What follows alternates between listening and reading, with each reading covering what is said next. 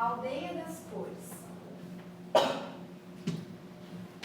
Era chegada de lua cheia na Aldeia das Cores. O povo estava em festa. Fogueira, bebidas, comidas, uniam o povo da aldeia para esta noite especial. A índia Quiricu bailava e comemorava a chegada da lua cheia. Sua dança encantou a todos, principalmente ao índio Cauã, que interrompeu a sua dança com um chamado. Ei, Psyu!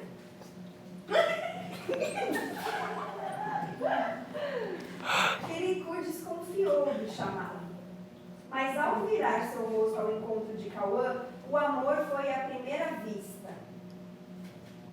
Os caminhos os levaram a se encontrar.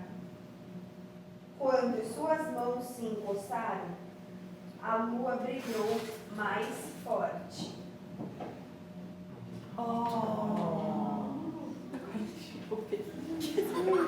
O beijo demorado fez surgir o amor. Do amor de Cauã.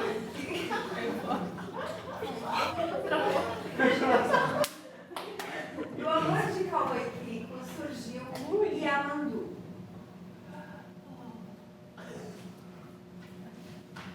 As crianças nascidas na aldeia tinham de passar por um ritual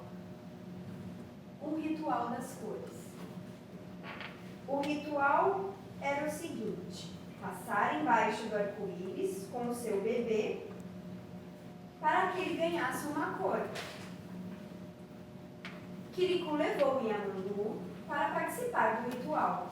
Afinal, crianças sem cor tornariam-se adultos sem sombras. Yamandu recebeu a cor vermelha, que significa poder do amor divino. Todos já sabiam que ele receberia essa cor, pois ele surgiu de um amor verdadeiro.